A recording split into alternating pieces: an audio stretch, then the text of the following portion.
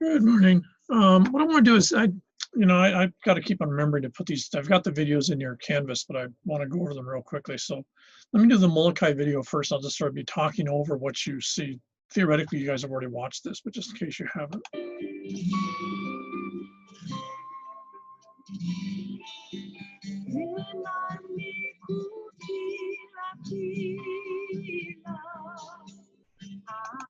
Now, when you're looking at Halava Valley, you're actually looking at what have been the back ridge of the caldera. So basically, I guess the south side of the volcano was on this side. So everything on this section just sheared off, at which point it popped and changed direction. So the erosional patterns you see on Molokai tend to be pretty deep in many areas, simply because when the island sheared apart, a lot of the softer rock that was deeper down got exposed and has now been cut away, as you can see here.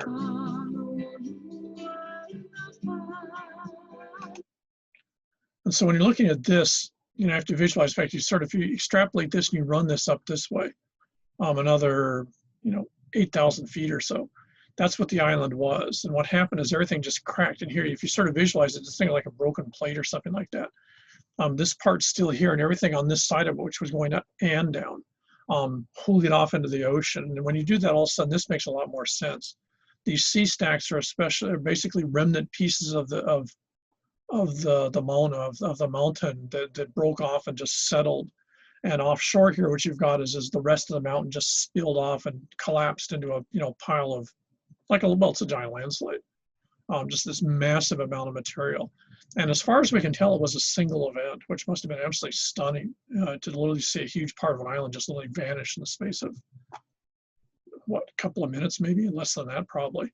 And it's not volcanic in the sense it's not a volcanic eruption. The thing blows apart. It literally just cracks and just falls apart. Just like one of those videos you can see on YouTube where a building falls over.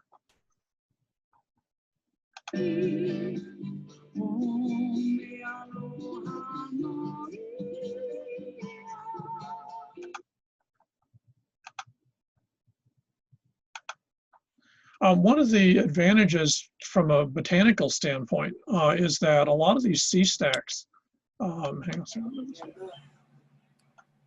A lot of these sea stacks actually have remnants of vegetation patterns that don't exist anywhere else in the world, simply because they're leftover remnants prior to Polynesian arrival, and obviously goats and sheep, other, even pigs and other, Polynesian herbivores aren't going to get to these. And in many cases, as far as we can tell, they were never disturbed by people. They've been disturbed by exotic birds that have been brought in. So what you actually see here is, I can't remember what type of palm this is, but this is actually related to the palm you find on Rapa Nui, Easter Island. And it used to be extensive in all the islands, and it's completely gone. The only place it's found are two of the sea stacks off of Molokai. They're always very ambivalent about studying these things, because anytime anyone goes on these things, you of course have brought in all sorts of potential new, I don't know if you want to call them contaminants or whatever.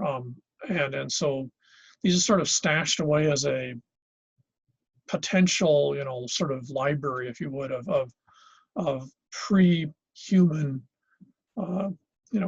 populating of this part of the.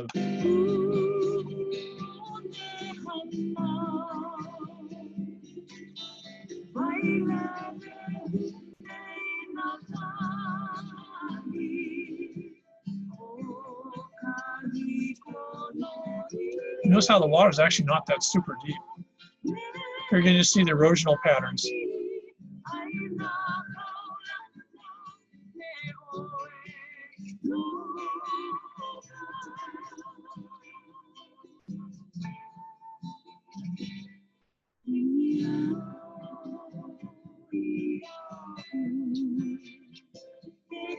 And the steep vertical sides make sense if you realize the island basically sheared apart, so it just cracked.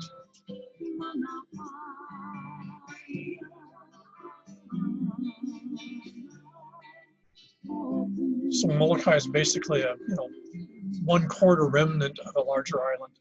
In fact, this shot right here, you can sort of see it. This was rising up. This has all been eroded down now. Here you can see what are oftentimes called the sea cliffs. This is the shear line, and the rest of the island is off here.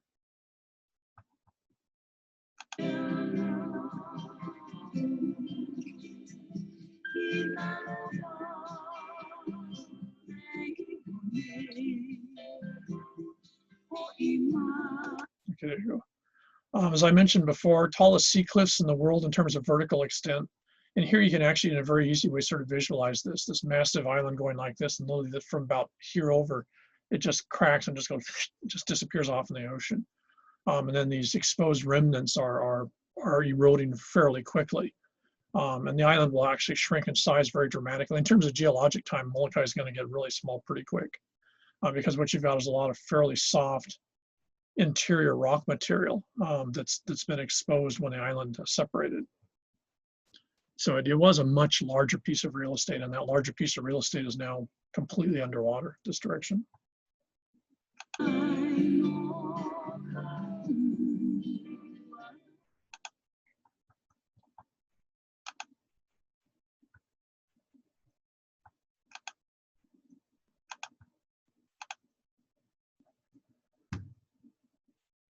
What's happened with that?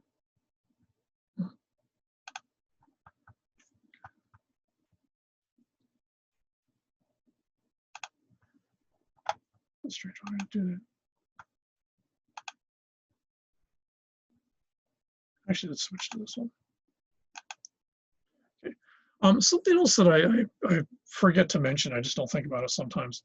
I don't think people are actually too aware of the logic of land ownership in Hawaii. The whole discussion that everyone always has is, the mahele and private land ownership, and sort of then the assumption that people have the access to private property. It's important to remember that during the plantation period, most people didn't have access to private property. In fact, this persisted much later. If you go and ask your parents or maybe your grandparents' generation, if family lives out in Hawai'i, for example, Hawai'i belonged to Bishop Estate. It was developed by Henry Kaiser back in the post-World War II period. There used to be a series of fish ponds there.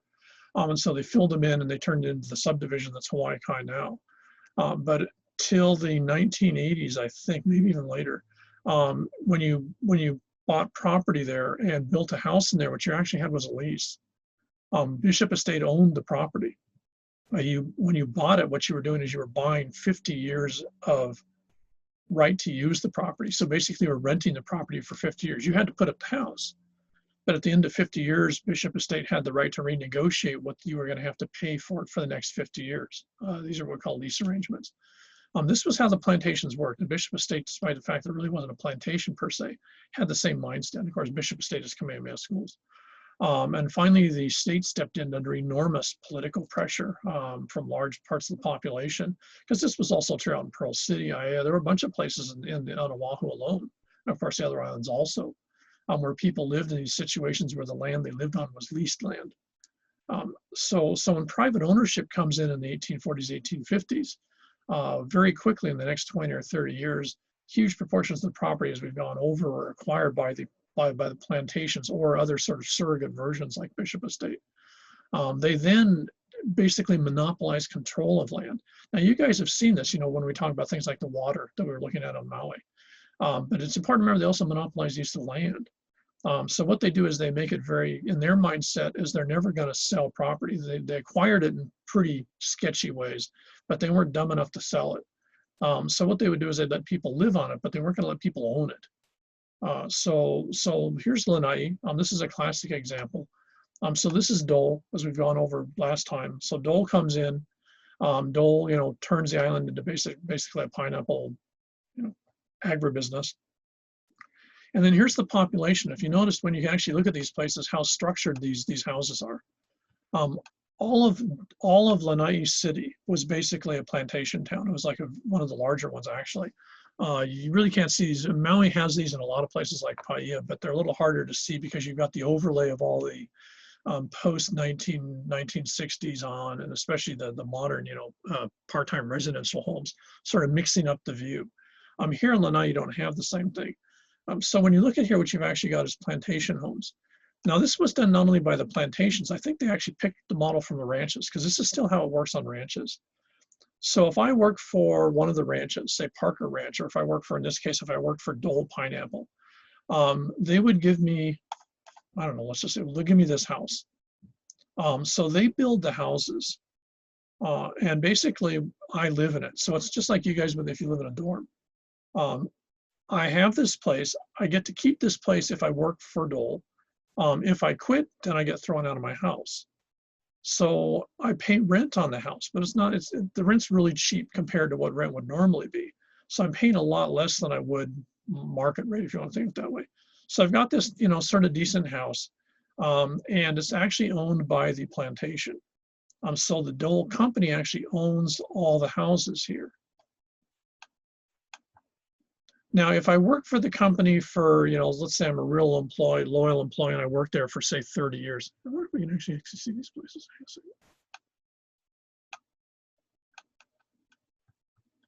Oh, we can. Okay, here we go.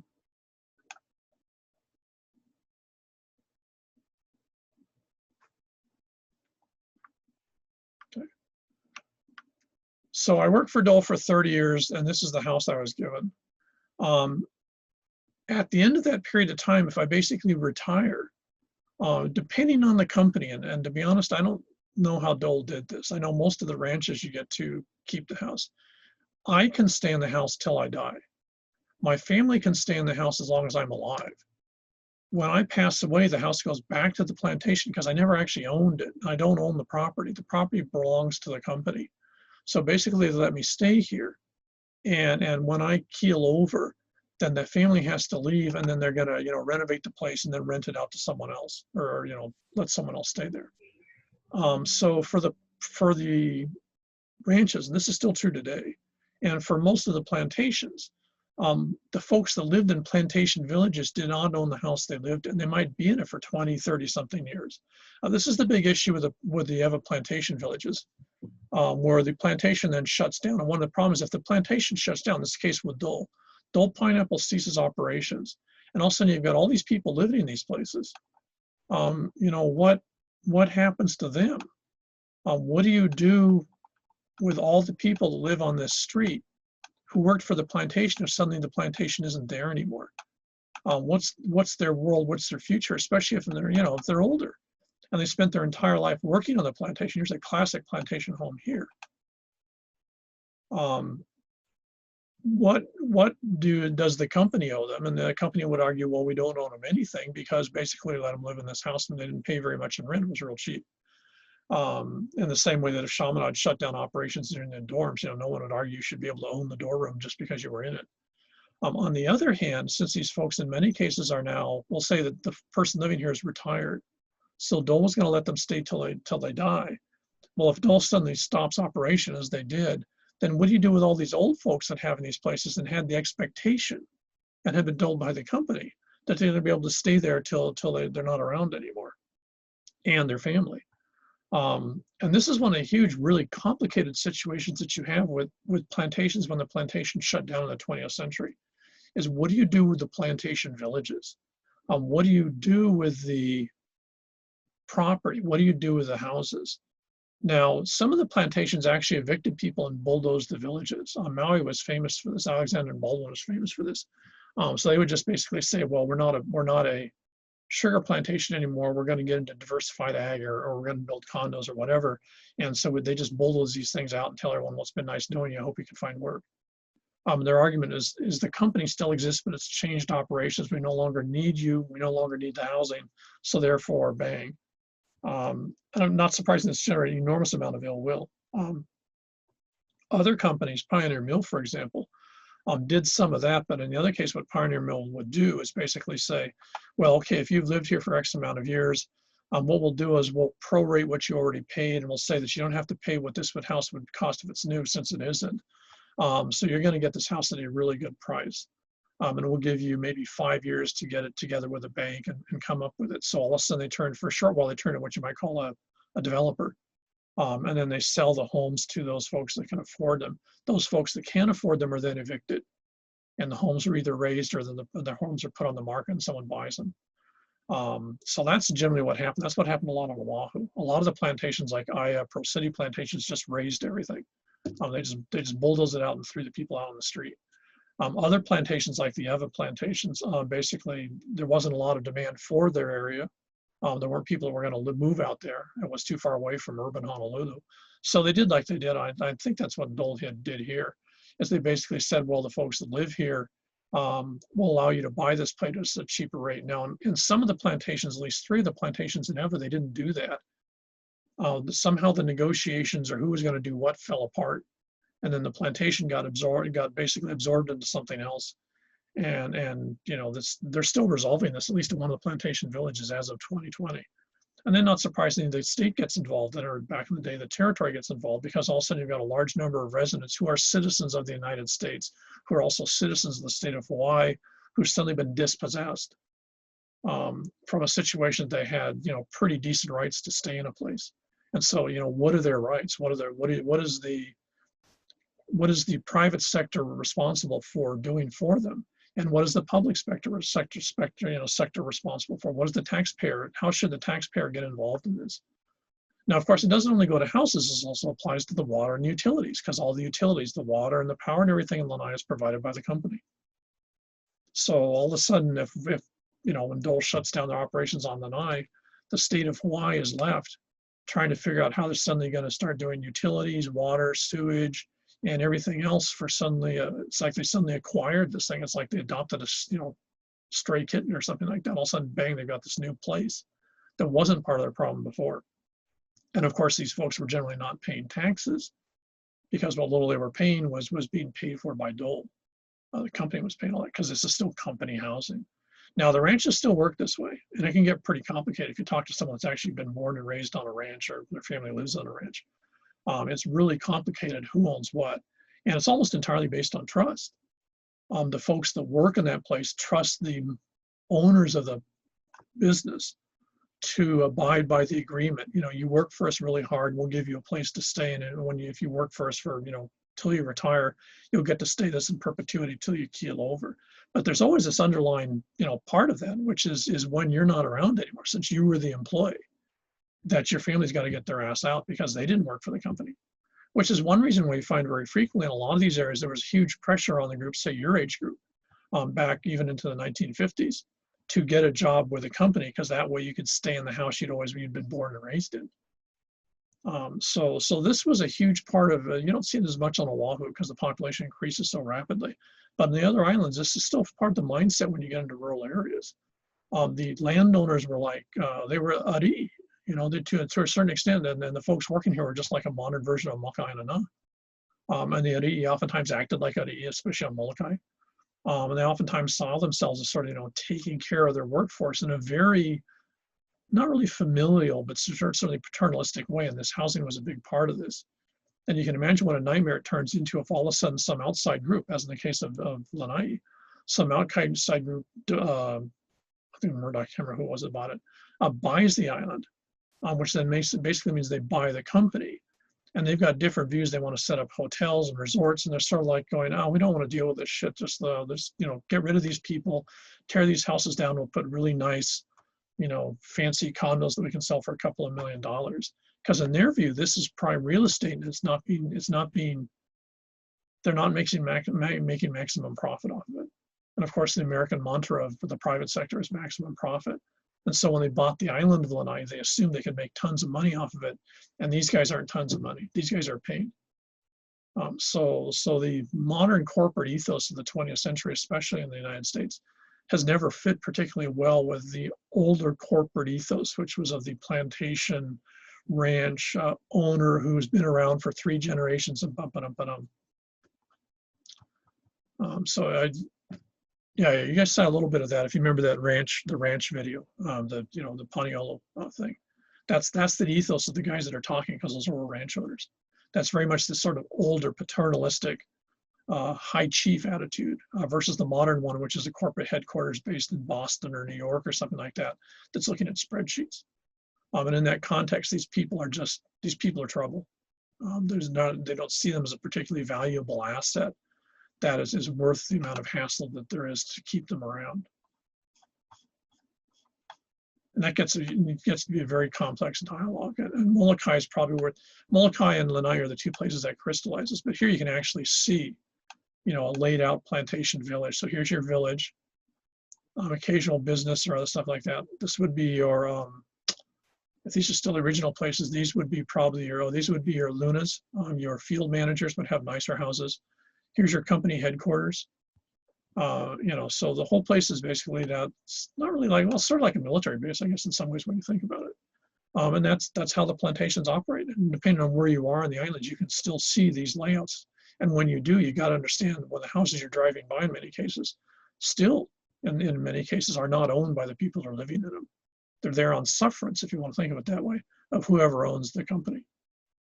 So it's very different. This isn't a subdivision idea of a mainland American subdivision, or even say Kapolei, where people have bought these places and they own the property.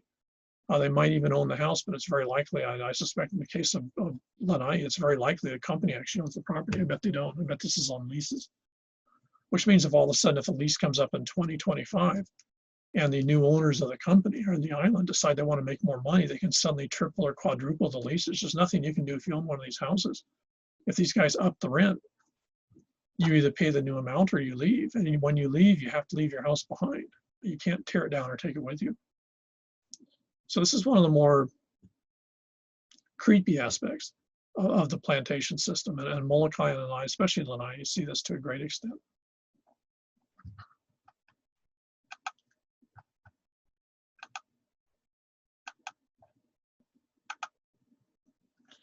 Okay, I wanted to get over that before I forgot. Molokai has been a really fascinating thing. If you ever want to look at the tug and pull of modern, what I'd call 20th century maximum profit generation, a guy named, I can't remember which of the Murdochs. There's a couple of Murdochs that are really famous. One is a huge newspaper controller, or TV station controller.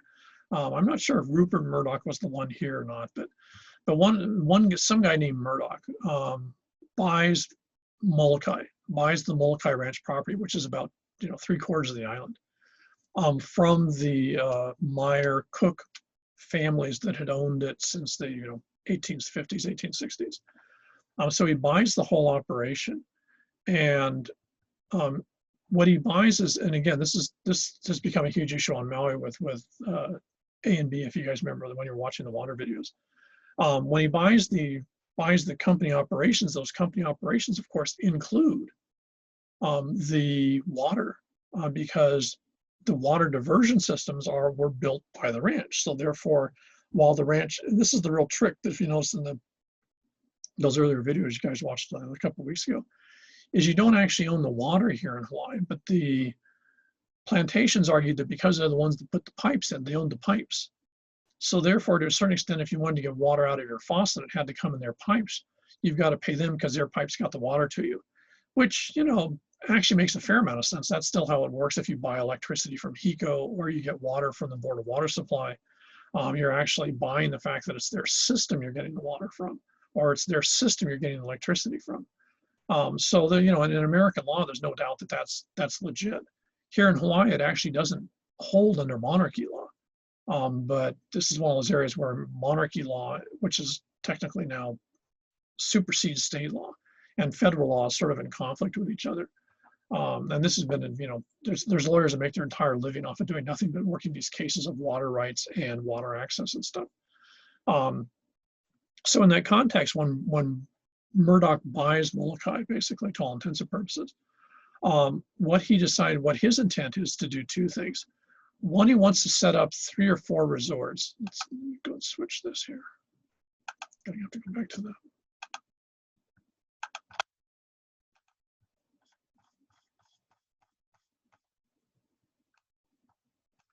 So when he buys, what he buys is basically everything from here on over, with the exception of state land, which is here. He doesn't buy Kalapapa because that's a national park. And then he buys basically everything over here. Everything on this side of the island is part of the ranch. And it also includes the water diversion system, which is the water for everyone on the island. All the water on the island comes from the Molokai Ranch water diversion, which was built in the early 20th century. So every time someone turns on a faucet or turns on a hose or turns on the irrigation system, that's Molokai Ranch's water. So Murdoch owns this. Murdoch owns basically, he doesn't own the town, but he owns basically everything around it, and he owns all the infrastructure.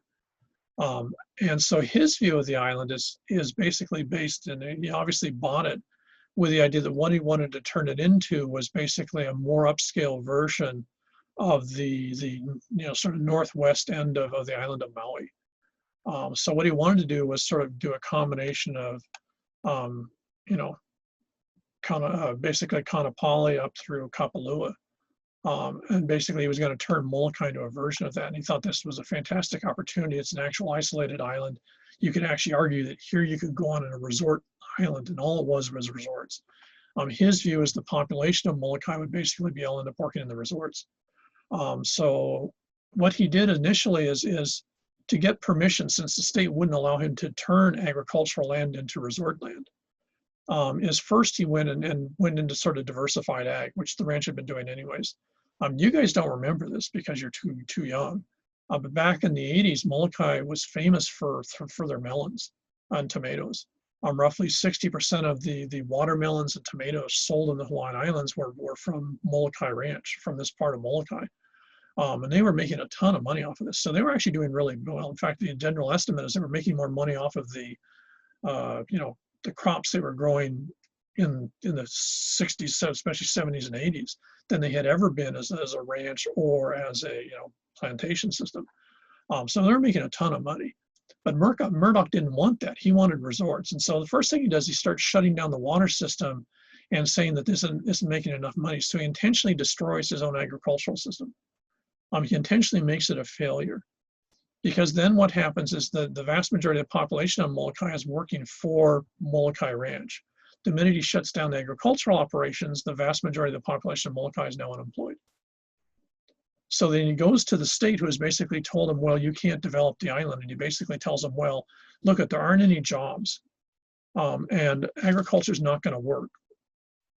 So therefore, you have to let me build a resort. So he blackmails the state. And basically says, if you want jobs for that on the Molokai, unless you want to have the taxpayer pay basically unemployment for the next 150 years, then you got to let me do this. Much to his shock, the state tells him to blow it out his ear. And the state says no.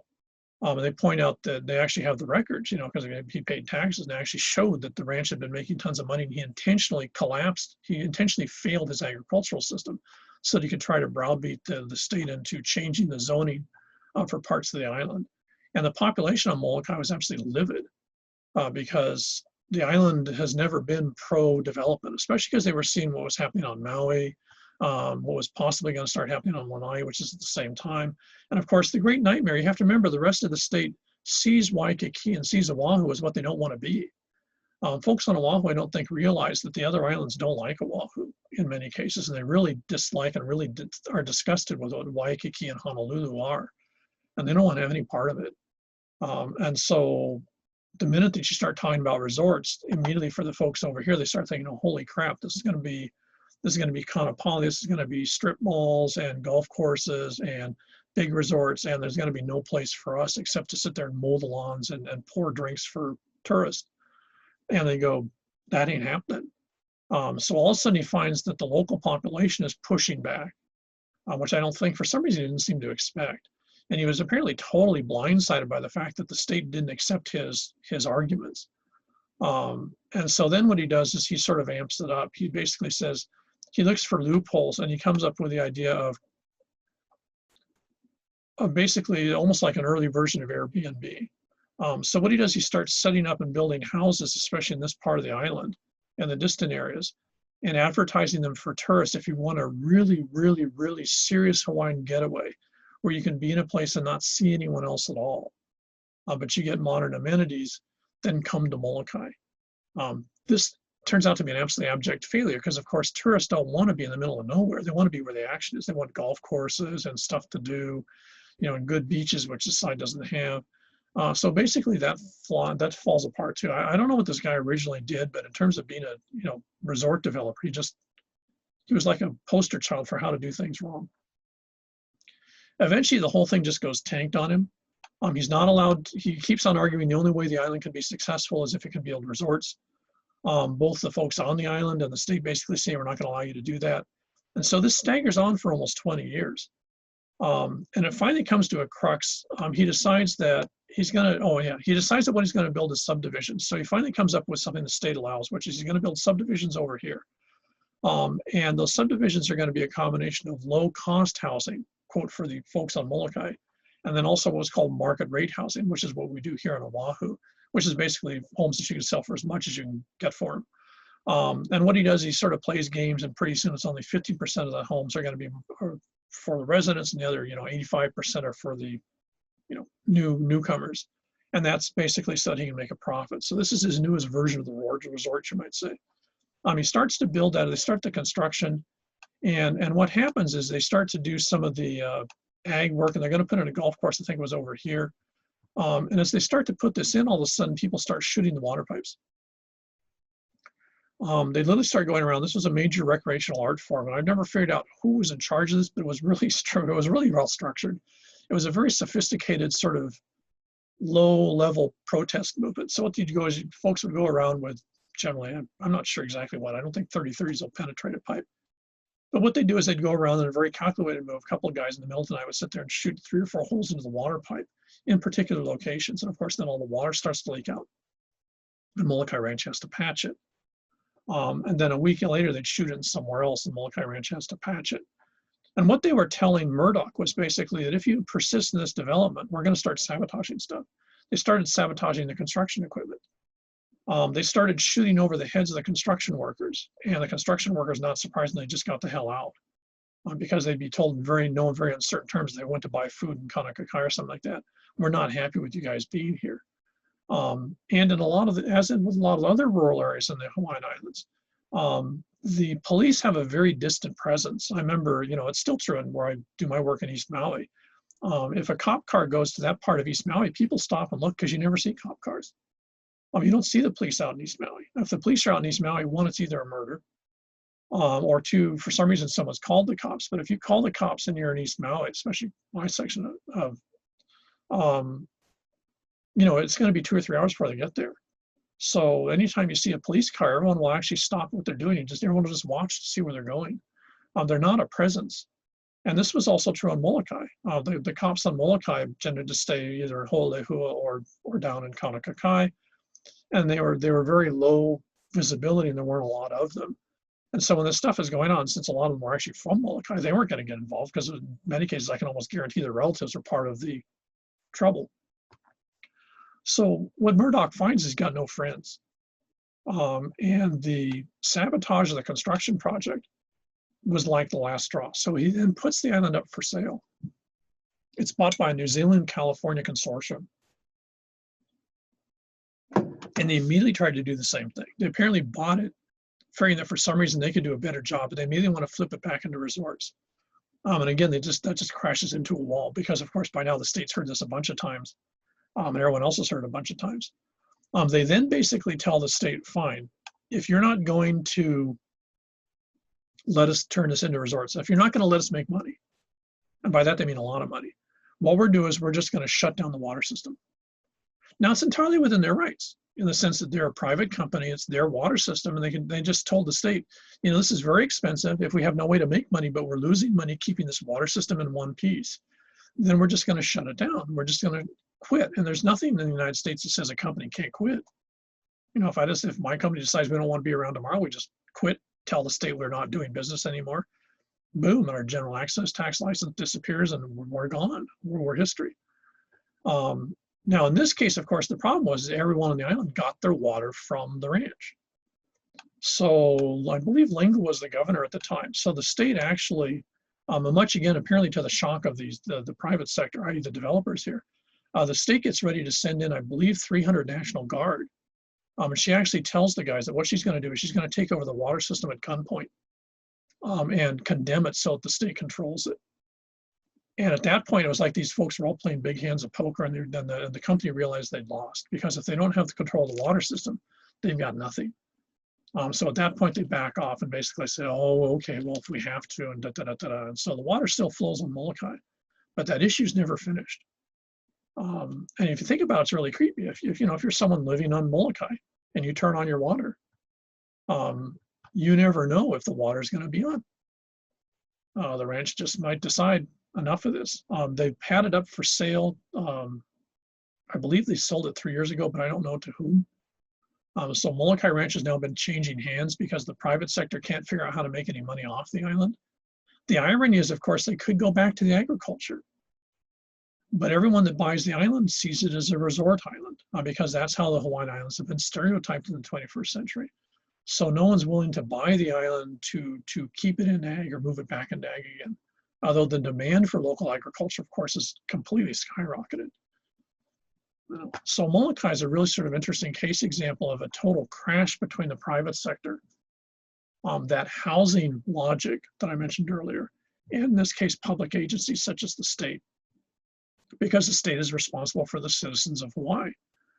And, suddenly having people starting to almost die of thirst unless you ship in water bottles to a whole island, no politician's going to survive that.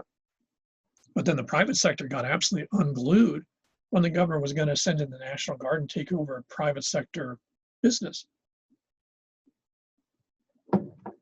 One of the good things that probably happened about that is when that happened, all of a sudden Alexander and Baldwin on Maui got a lot happier about doing a deal with the water. Prior to that, they just sort of said, no, it's our water. We built the system. We ain't going to do anything.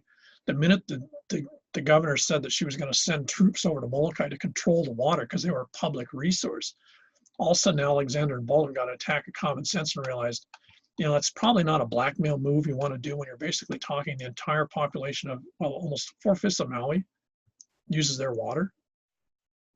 So, you've got basically 80,000 people would be without water if A and B suddenly said, oh, we don't do this no more.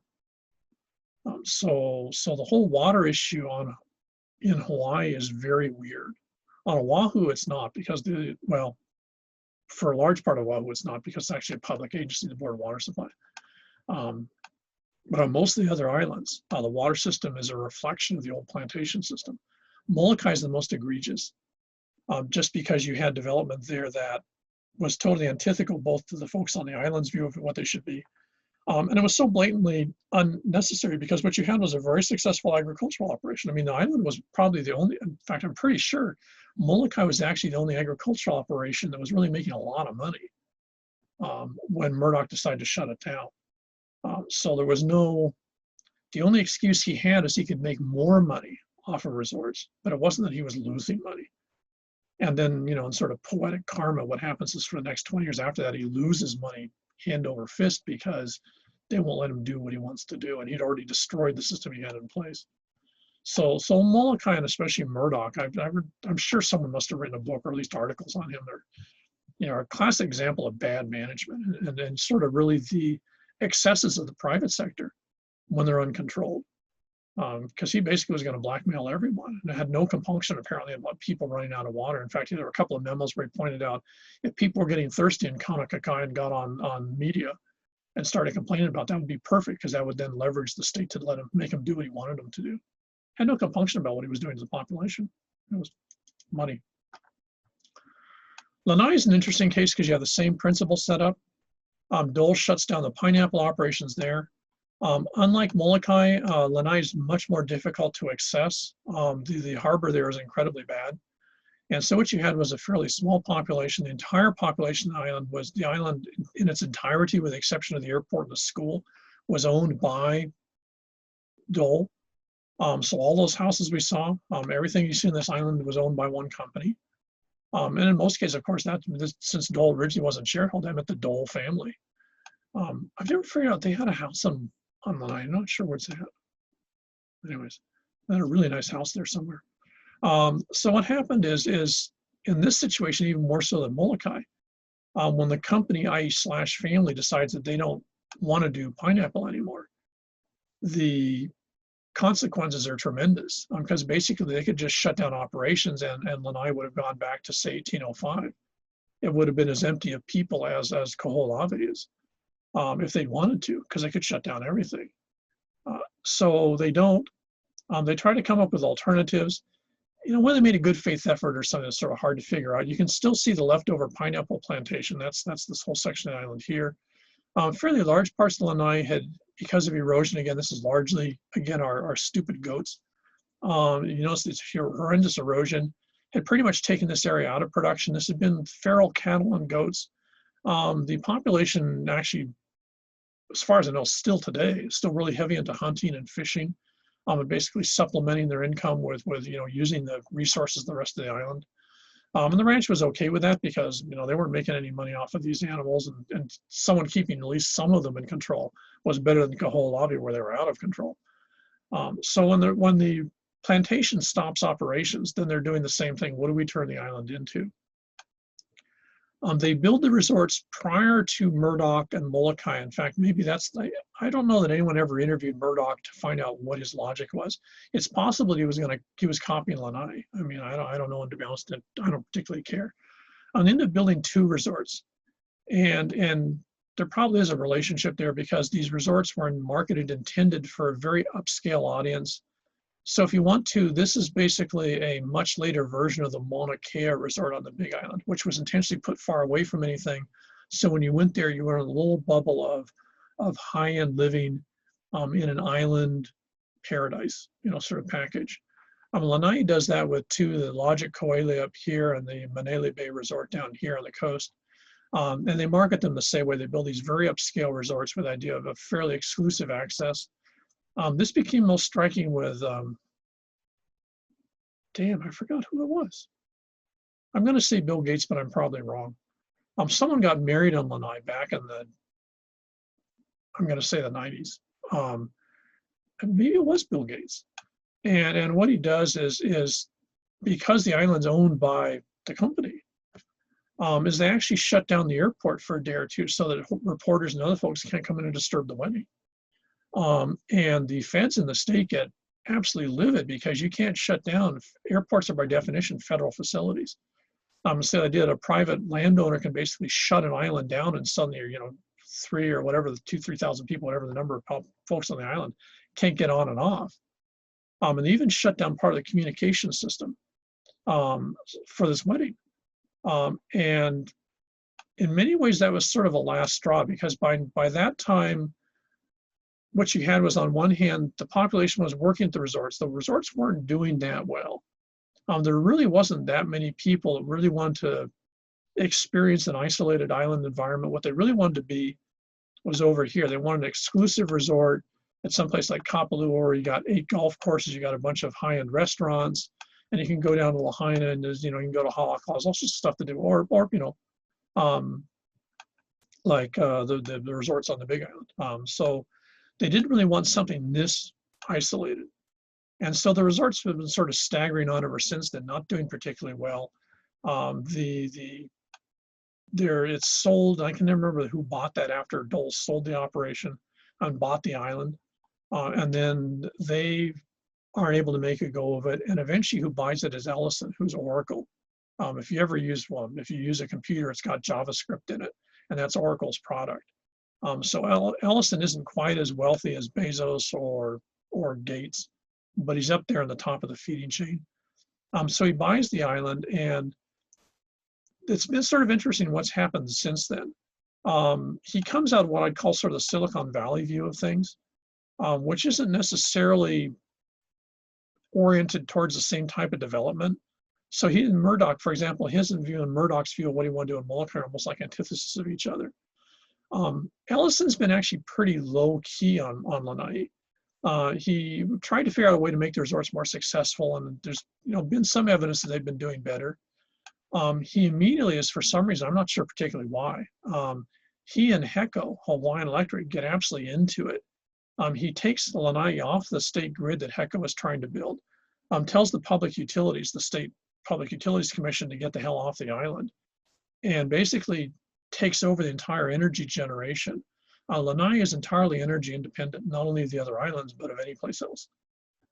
And they've been doing that now for 6 or 8 years. One of his other agendas is actually to make the island resource independent. So as much as possible, he's spending millions, basically making the island so if the rest of the world disappeared, Lanai could just sort of truck along doing his own thing. So he spent a lot of money doing very interesting, very sort of what I call 21st century Silicon Valley, sort of new age ways to make this island a success. There's been a lot of push and pull between him and the island population in terms of what's going on, because the vast majority of the island population living in the town, of course, used to be plantation workers, and now they're the kids of plantation workers. So there's a huge gap between his sort of what I'd call Palo Alto mindset and their mindset. And it's not always worked out well for both parties, but it's been really interesting if you watch I forget what they call themselves. It's not the Lanai Corporation. If you Google it, you can actually see they have some, it's a really fascinating website. Of course, a very good website, not surprisingly, against he's in the business. But it's a real fascinating, it's a very philosophical piece in terms of how you keep the land intact and how you do this and that. He's very much an environmentalist in some very sort of odd ways. He's very much not an environmentalist in some other ways. But it's really intriguing because it gets almost no press. For whatever reason, he's not prone to promoting what they do on the island. So they're pretty much doing their own thing. But there's a lot of stuff that's being done there, especially in environmental issues, that could be used as a model. And if you actually go to their website, they point out that as far as they're concerned, they are a model for the rest of the islands, but they're not going to make a lot of noise about it. So if you actually look at their website, there's a very strong sort of component of, we're doing the right thing. And when you guys finally grow up and you want to get out of the idea that tourism is the center of everything, then come and see what we've done. So he's sort of building Lanai to a certain extent in his image of alternative futures for Hawaiian Islands. It's been really interesting what's worked and also what hasn't worked. There's some stuff that he poured millions of dollars into that just turned out to be an absolute bust. But it's really intriguing what's going on there, because that is still that's an island owned by a single guy. And in fact, I think if we go here, he's usually got his boat tied up here in Koalo, I think.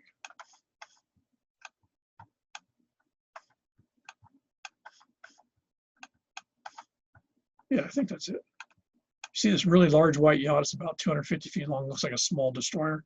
That's his boat. It's usually tied up in Koalo. And one time, I'm not sure if it is now. You can go down there and cruise around. You can go check it out. I'm not allowed on board, obviously, but unless it's changed, that's where it usually ties up. So he's actually got a huge yacht that he goes back and forth. He usually flies to Lanai, but occasionally takes the boat over there. So he's a very low scale presence. Just like Omidyei, who's another one of the Silicon Valley boys, who lives here and spends millions and millions here. I believe is also responsible for the Blue Planet organization. I'm not really too sure. So what you have is an interesting group of Silicon Valley types, especially in the case of Lanai, that have set up operation, in many ways sort of in opposition to the philosophy that runs the other islands. But they're not really being very much in your face about it. It's been years, I don't really know anyone from Lanai, at least not well. It'd be interesting to actually see what the population thinks about it. I don't think they were too thrilled when Ellison bought the island. I think everyone was really leery about what was going to happen. I'm not sure what the image is now. I haven't heard a lot one way or the other, but it's real interesting because he's taking this island in a totally different direction than the other islands. Energy independence, resource independence, subsistence independence as much as possible. But by the same token, as far as I know, other than rebuilding the resorts, he spent almost $1 billion on the 2 resorts. He's not really doing a lot to export much on so it's sort of hard to figure out what the future is for the island, because right now it's the general impression I think is most people have it sort of like a hobby of his. This is his version of a giant train set, is to basically run an island and turn it into what he thinks the world could be. And you think about it, if you live there, that's sort of chilling. What happens if you lose interest in your hobby? And so when you look at Moloka'i-Lanai, they're really interesting because they're reflective of a very, very different set of philosophies, and they're almost mutually opposed to each other in terms of the philosophies. Molokai is still owned by companies that really want to turn a huge amount of profit and still see the resort model, or now the idea of the part-time resident model like you see on the other islands, as being their future, and they're doing everything they constantly can to make that happen. Lanai is basically telling you to just get out of our way. And yeah, I don't know. I think 1 or 2 of our grads works for him, for Ellison on Lanai. I'm sorry, I forget the name of the company now. But actually what you find is in little ways, some of this is actually spilled over.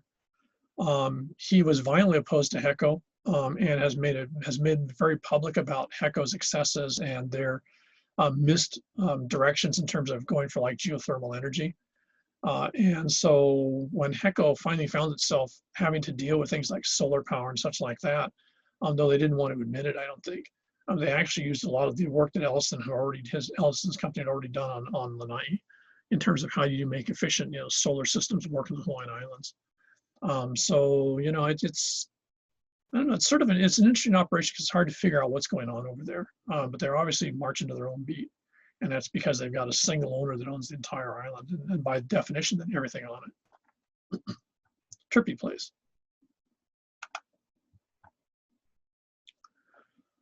Okay, any questions about that? In some ways, probably the two most interesting of the Hawaiian Islands. Professor, I just wanted to tell you, and I looked it up on Google. Bill Gates did get married on Lanai. Oh, it was him? Okay, I was Yeah. right. Yeah, it was a huge stink. If you go back in the newspapers and stuff, oh, it was, in fact, it got national press. You know, you could shut down an entire island for a wedding. And people just went absolutely nuts. And it was actually discussed in Congress. And they were going to put in some sort of bill that makes sure it didn't happen again. So, yeah, I mean, it got enormous press. And I think here in Hawaii, I don't know if it really shocked people that much.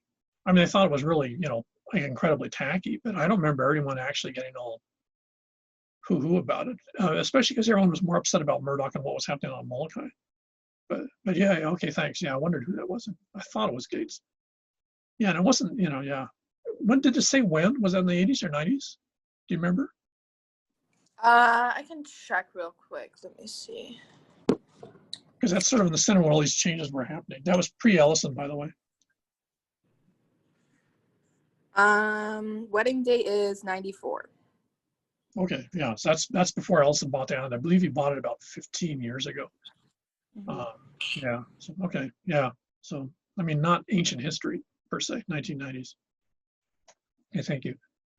Okay, any other comments or whatever's? We all good? If you get a chance, go and check out their website. Interesting thing about Lanai, whatever the name of the company is, I believe it has a semi-Hawaiian name, but it's not one that makes a lot of sense to me in some ways, because otherwise I'd remember it. They were hiring, and if you're actually involved in environmental issues and environmental studies, it might be worth looking at them. I'm not sure if they're one. They probably are hiring right now. I mean, hell, he doesn't care if COVID's going on. I mean, even though the island's being hit right now. But they might be an interesting company to look into. I'm not sure what they're up to, but they have a lot of very complex operations, and they're very low profile. But if you go to their website, I don't know what they've got going on. Pulama, I think I know what you're talking about. Is that who it is? Yeah, Pulama-Lanai. Oh, okay, yeah. Because llama makes sense, but I don't understand the poo part of that. But yeah.